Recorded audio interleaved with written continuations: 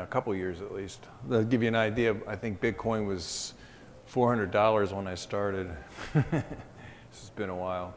So when I first started getting into it, I was asked to look at Bitcoin, and really more from a regulatory perspective. So our executives asked me to explain Bitcoin a little bit to them and how it would work with some of our anti-money laundering products as well as our visual investigator.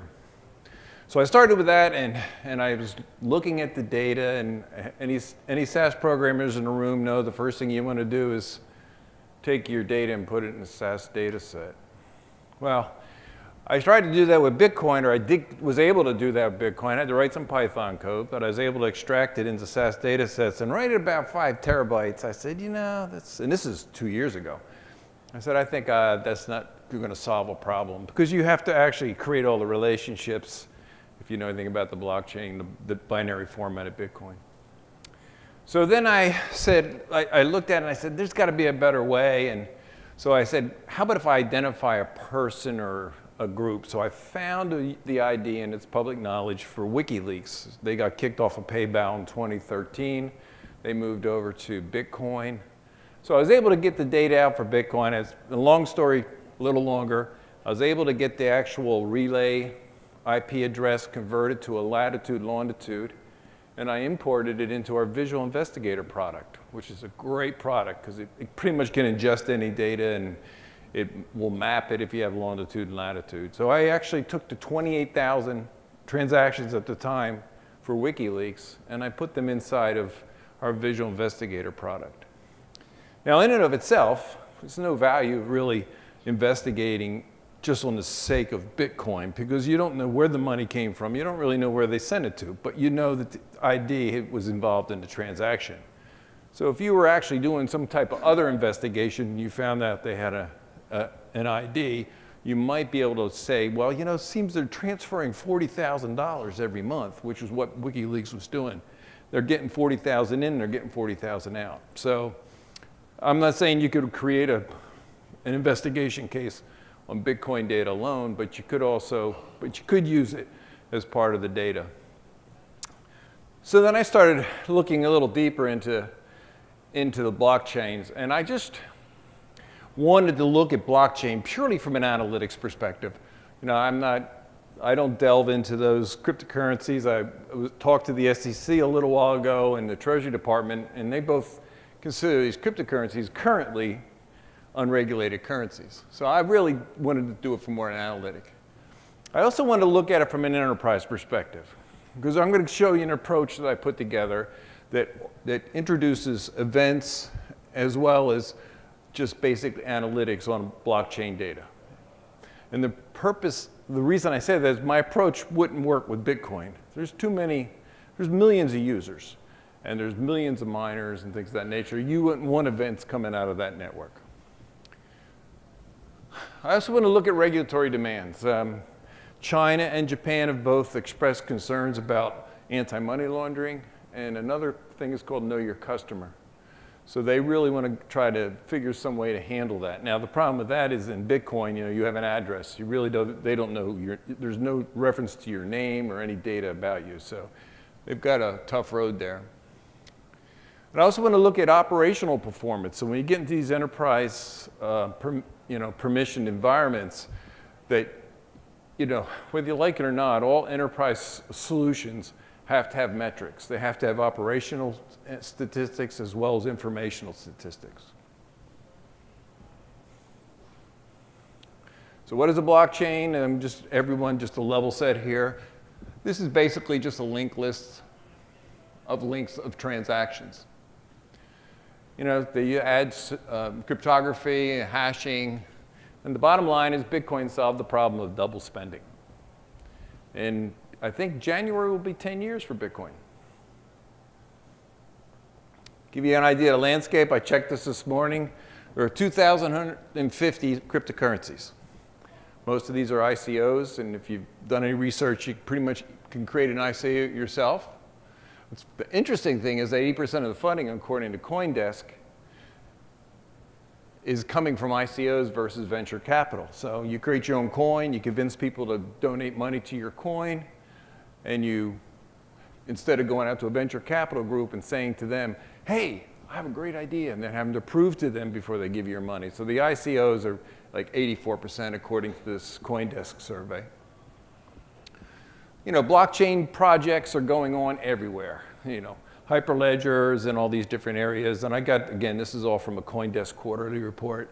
R3 Cord is real popular. And, you know, DLT Investments, Microsoft and them are all heavily into this stuff. So we'll take a look at what the public blockchains, mostly your cryptocurrencies, Ethereum, Ripple, Zcash, there's several of those. And distributed, no single point of failure, all that good stuff. And then there's the permission side, which are typically implemented inside firewalls. Now, I've been a consultant for 20 years, and I've worked with a lot of banks. And I assure you, even if they implement a blockchain, it's not going to be distributed outside their firewalls. That's just reality. And they're very slow, they're very sensitive to that stuff. They do shared cryptographic databases. They have known identity. And lots of POCs in banks, supplies, and healthcare. So here's the problem with blockchain. This is my mathematical formula. The bottom line is if you look at a blockchain, it's made up of two things. It's made up of a data store, which everyone considers a blockchain. It's just a data store. It's not just data. It's also a combination of a protocol, and the protocol defines kind of the moving objects in a blockchain. So if you look at a protocol, you're looking at what do your clients, how do you do consensus, what are all the different ways of getting a transaction into your blockchain. In the data store itself, there's bunches of those. So I think Hyperledger is, to my knowledge, I think it's changed, started with RocksDB, then it went to OpenLevelDB, and now it's settled with LevelDB. So there's a lot of churn there in a lot of the different blockchains. They all are different. So how do I solve a problem with analytics within this big, very diverse environment? The bottom line, there's lots of them.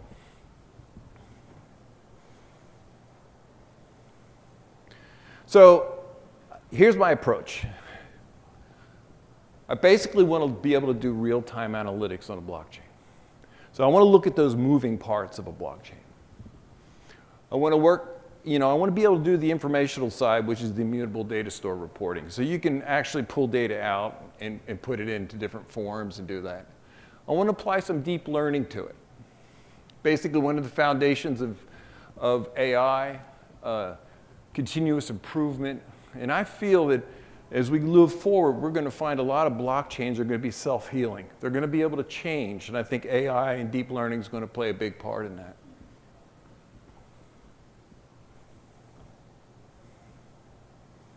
So from our perspective, we have Satisfier, which is our top product right now. It accesses, the static immutable data.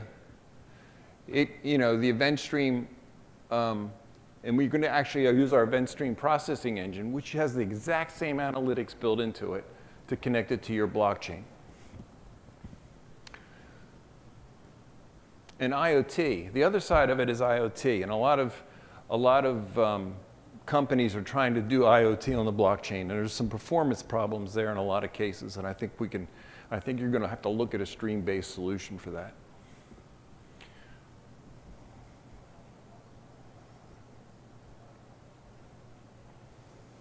So my goals were to take a tactical approach to this. We don't need to create a new product. We can use existing SaaS products with a lot of these technologies. I can actually develop models in our event stream processing engine that are specific to blockchain, so you can start introducing some of these things. We can look at different analytics on the blockchain. How's it performing? Where am I getting all my money from? Which clients, which miners, or if there's such a thing, or how are we doing consensus? How's consensus performing?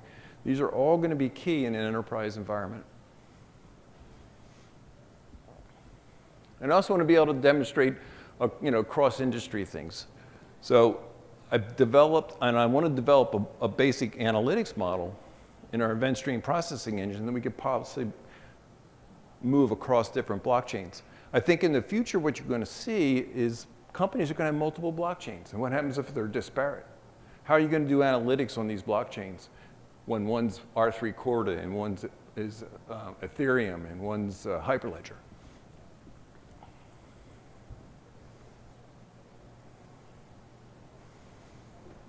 The bottom line on this, and I'm just going to skip to the bottom here because I don't want to take too much time on these charts.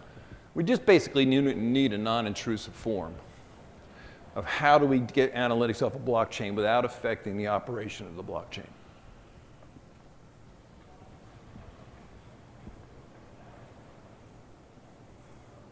So I put this proof together. I said, I have to be able to prove what I'm saying here. So I basically focused on streaming analytics. Because the data stores themselves are various forms, we can write some connectivity to those to actually do analytics on that. But I think keeping track of events in the blockchain as it's running is really going to be key. I also wanted a flexible analytics model. And I'll show you the model I use. And I actually have my blockchain running, a blockchain that I created on this proof that I can show you some of the interesting things about that. This block, I also want to do component registration. I wasn't focused on building a ledger. I have a degree in accounting, believe it or not, but I don't really think that everything's a ledger. It's kind of, you have a hammer, everything looks like a nail. So this is basically a component registration type of approach. Cryptography, all components within the proof have to have hashing and also have to have private public keys. The blocks themselves, I basically use a very kind of a similar approach that a Bitcoin uses. And in fact, I used all the same algorithms. And all entities do verification. So I had to put this proof together so that I could prove that we could put analytics on a blockchain and not be intrusive or slow the blockchain down. So it is a payload-only blockchain. And what do I mean by that? Well, it's not ledger. But every time you send a transaction from a client, the client has to be registered. And if it's not registered, the transactions will never make it in. They'll fail and be returned to the client, or failure will go back to the client. Another thing about blockchain, I don't know if you're familiar, especially as enterprise, Hyperledger is written in Go. R3/4 is written in Kotlin. Everybody heard of Kotlin? It's actually created by, as many do, it's actually created by IntelliJ. They actually put that together. And then, so R3 is written in that. So when you work with all these blockchains, have to apply analytics, you have to take that into consideration. I'm going to show you all the components I have in this little simulator, this blockchain simulator. But there's really only 2 servers. I don't have any Kafka. I don't have any of the other message bus servers. I don't have anything but 2 processes, the event stream, the SAS event stream processing engine, and the MongoDB, which is where I keep the blockchain. So how do I want high throughput. I want to do this in real time. I want to be pluggable topologies for the clients and the miners.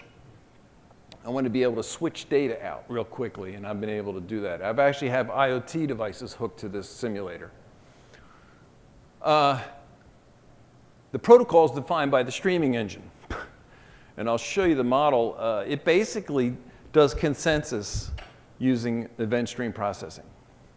It's a request response type where tokens are handed out to a miner object that basically gets permission to update the blockchain. And of course, SAS ESP, it has all quality analytics. It has everything built into it. Pretty much anything that our standard SAS products have from an analytics perspective. Complete multi-phase, in-stream learning models, train score, all that stuff. And that's right off our website, so I didn't make any of that up.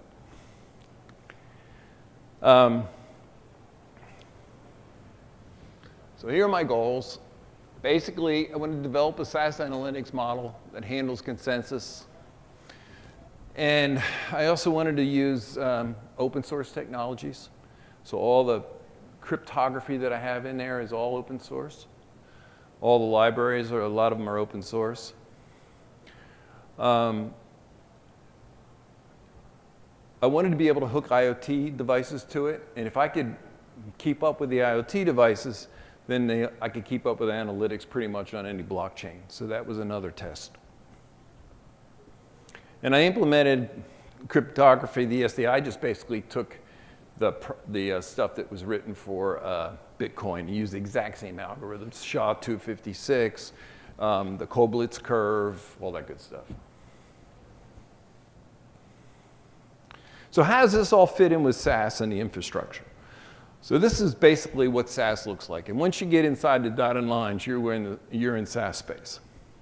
So by connecting to the blockchain with streaming, you pretty much can, once it's introduced there, you can pretty much put any data in there. And the streaming engine itself can integrate that with any of the data storage, data discovery products we have, fraud and intelligence. It really gives you a full gambit of things. And if you really want to go for the data store side of it, you can use the APIs on the bottom to connect to the blockchains. So this is what how I laid it out. And what you're going to see today.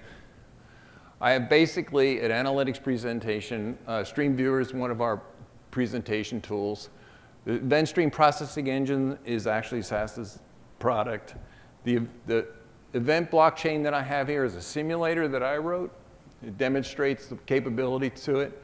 And these connectors of the hyperledger chain in Ethereum are basically how to apply the events to these blockchains and feed them up through the streaming side of it. On the deep learning side, one of the things I think is really be important in the future is if you're doing deep learning and you see you're having performance problems or you need to change the architecture or the structure of your blockchain, you can do that on the fly. So you can keep an eye on that. And I'm working on models right now to add deep learning into the actual consensus process. Because my simulator, basically, you can actually send configuration information back to what I call miners. And you can change the speed of them, you can stop them, you can start them. So you can do a lot of stuff dynamically in a blockchain that may be of interest to an enterprise. And if you take my little simulator out, this is pretty much how you can handle it. Through these connectors, we can connect them into Hyperledger chain. These connectors could be libraries, could be any kind of open source type connectivity to it. We support Kafka. I think, if I'm not mistaken, Hyperledger uses Kafka. So you could actually take transactions right out of there and feed them in. So there's several of these connectors that are be available for it. So this is what my second version, what you're going to see today, and I'll demo this real quick. It's basically the clients and the node controls are all written in Go. The miners are written in JVM, Java stuff. Consensus process is also written in Java. The blockchain is MongoDB. And this socket server is just an HTTP WebSocket server that I wrote that connects straight to ESP. So all the analytics you're going to see today are coming out of SAS ESP with the exception of the block display. The block display itself is coming out of the blockchain. Now, so let's talk a little bit about IoT. Have anybody heard of a Nordic Thingy 52? Nordic Semiconductor puts out these IoT devices. So they gave me 3 of them. I only put 2 up here. And what I ended up doing was connecting it to the blockchain through a Raspberry Pi.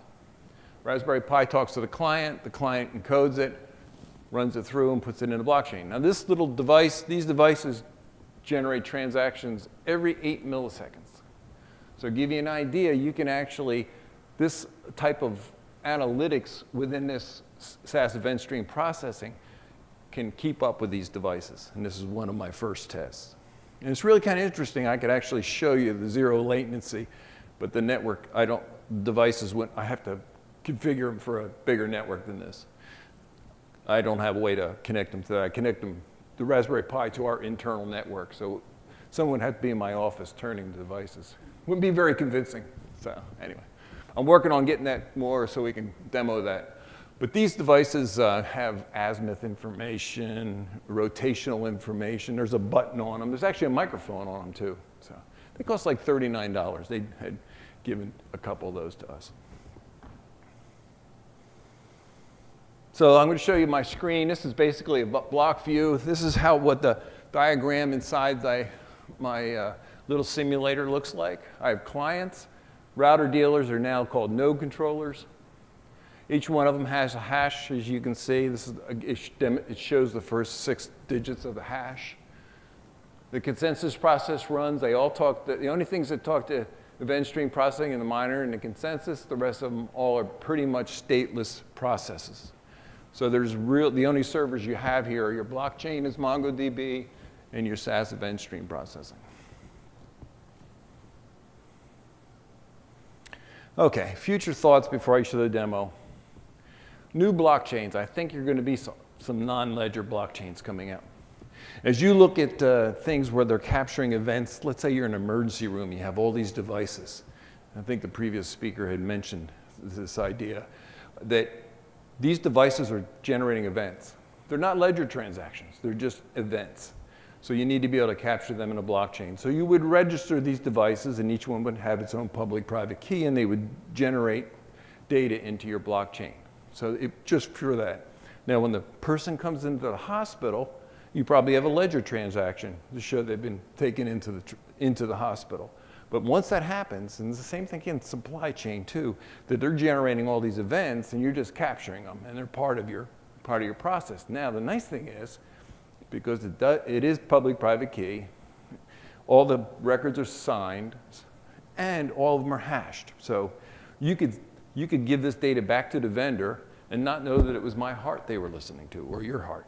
They would basically just have data about the device and they could do analytics on that. And you could possibly sell that.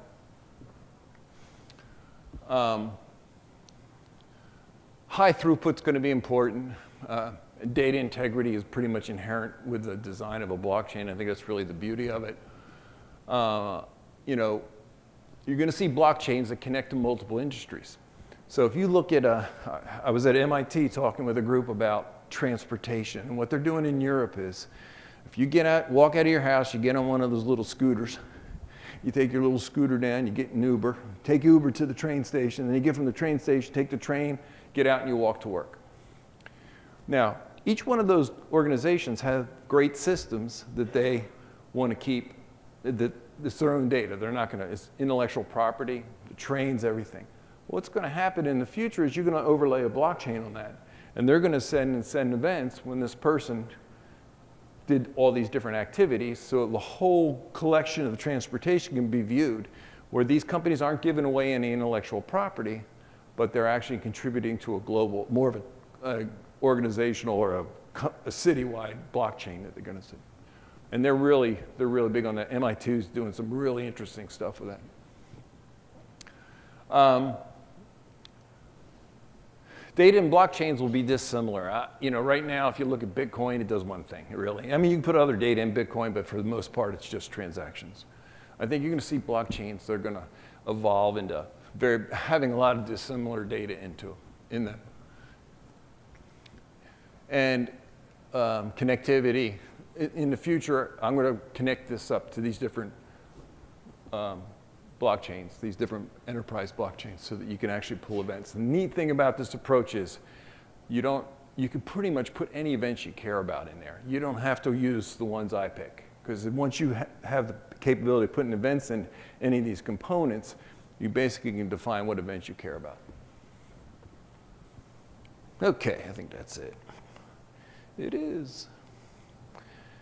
Okay, so, oops, I don't want to do that. I am not a Windows person, but I have a Windows machine.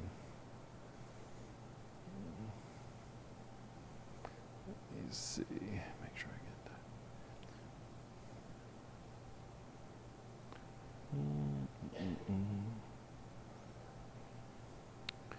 that. Okay.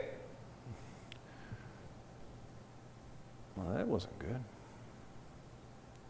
So first we're going to look at event streaming, and this is the actual model that's in the event stream processing. And I'll try to make it a little bigger so you can see it.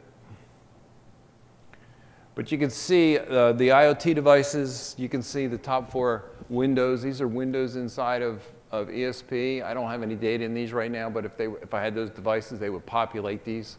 And they actually have functional windows that keep track of how often they happen.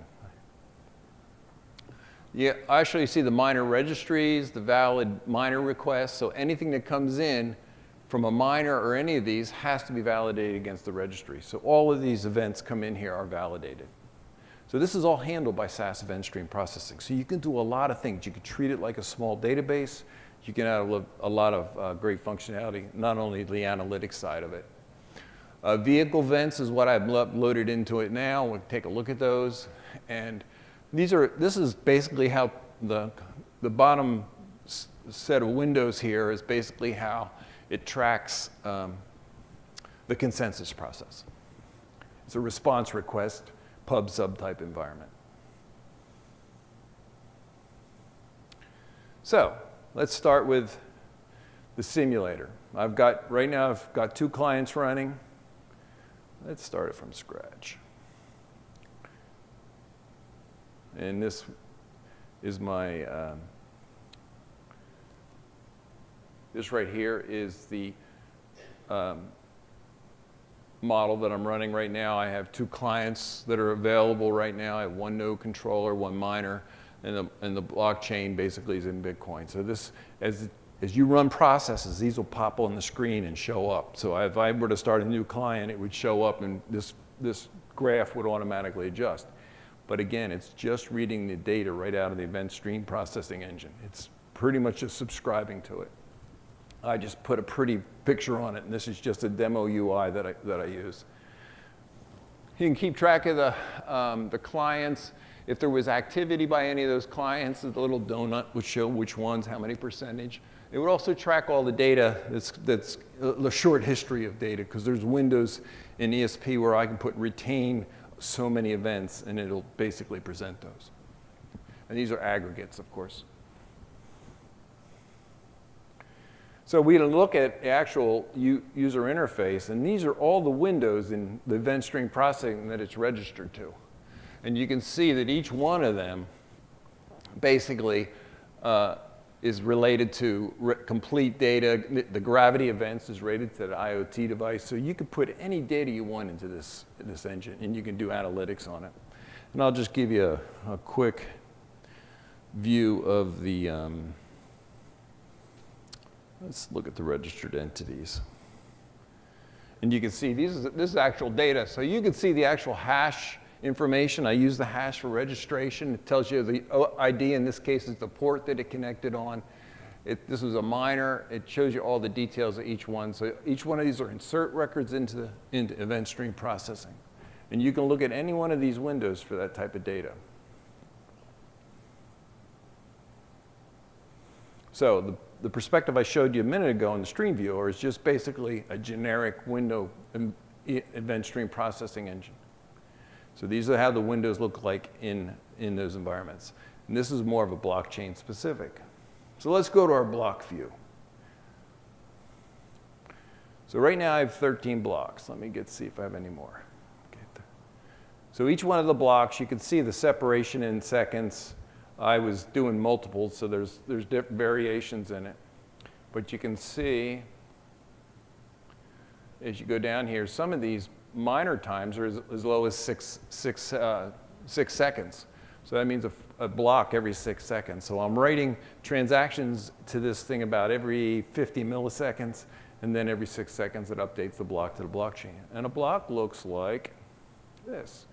So this simulator does pretty much everything that Bitcoin does from a cryptography and hash perspective. It's not a ledger, it's just a pay. But you can see that basically I have previous hash address, block hash. All this stuff is happening on the fly as we load data into the blockchain. So this simulator, you pretty much could put anything you wanted in here just to see if the blockchain may fit your problem. You can see the content is just a JSON. And because it is a payload type blockchain, it will basically take anything in the payload.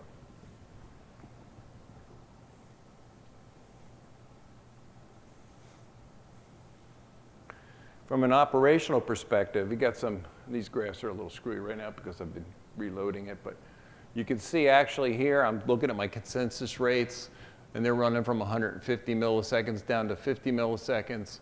And some of my minor request rates are actually, so with the next step here is you're going to see some deep learning models here that keep an eye on these transaction rates and consensus rates in this model.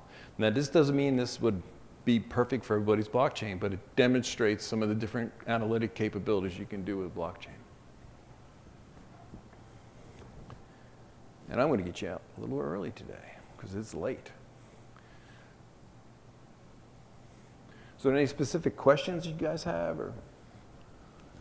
Yeah.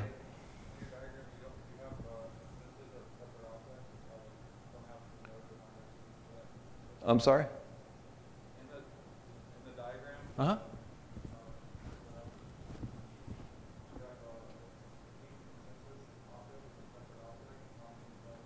It is. Right now it is. It is a separate process, and I only have one of them. And you can right now only have one of them. But you could have, because it is a request response type consensus. And basically, each of the miners publishes I'm ready to update the blockchain. I've reached my limit either by time or by all the different variations you can do. He publishes in event stream. You could have multiple consensus processes in there communicating in the same way. Currently, I only allow one. It's a simulator. But you could easily add more consensus processes. And then what happens is event stream processing, everything works through event stream. This guy, the miner, sitting there looking for ready it's my turn type tokens. And when it gets those, it basically goes through and updates the blockchain, the green box. And then it tells the event stream processing, it publishes, I'm done. And then it goes on and does that through the next one. So when I'm doing IoT devices, with 8 milliseconds, I can get these things down to 3 seconds a block update on this, which my point to that is a proof that you could do this with any block. This approach could be used pretty much in any blockchain environment. Yes, sir? Would you target something like bottleneck analysis of blockchain? Say that again? Would you target bottleneck analysis of blockchain? Yes, absolutely, you could do that. And I think that's one of the key things that are going to happen. Because if a financial institute puts customer-based data on their blockchain where it's revenue-based, they're going to want to be able to check that, be able to change that. And I think in the future, you're going to see blockchains become more AI-driven, so they can see bottlenecks and automatically adjust, add another miner, add another node controller, things of that nature. It's not going to be like completely like what Bitcoin is out in the wild, wild west, kind of, you might say. I mean, it's a great solution. It really is. It's amazing how little trouble they've had with that over time. It's mostly because people keep stealing other people's private keys. But that technology really applies well, even in this environment. But in enterprise environments, people are going to want to know the performance of the blockchain every minute. So I think that's one of the approaches. And the bottom line on this, we've got great products at SAS. The only one you really need to do this is event stream processing. It's just a matter of connecting it up to your blockchain and defining the events you care about. And once you do that, you can create a little UI like I did that pretty much presents the data. I wrote this is on top of Bootstrap. I wrote it with Vue.js. It's really pretty simple. And my purpose wasn't to write a custom blockchain, it was to do a proof. And my purpose was to demonstrate how you could look at the data from a blockchain perspective versus from just a pure data perspective. Anything else? Yes, sir. So, have you tried to get different connectors? Have you tried anything other than Bitcoin? No, I haven't even, I'm not looking at the cryptocurrency side of it at all. There's plenty of people doing analytics on those, but mostly financial type analytics. I'm focused more on the enterprise side of it. Hyperledger, R3 Corda, Big Chain DB. There's probably 30 of those in the enterprise in space.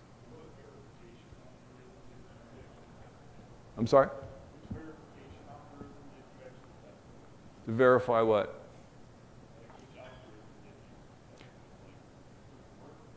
Oh, no, I basically built my own consensus. It's basically a request response consensus because I'm in a controlled environment. So no, there are no miners like there are in Bitcoin where they get to do proof of work. There's not that. They basically ask for, is it my turn yet? And because ESP is so, event stream processing is so fast, the responses are typically very quick. And I'm very impressed with MongoDB. And the reason I picked MongoDB is because it's a document store, so you can do stuff with that. Is that it?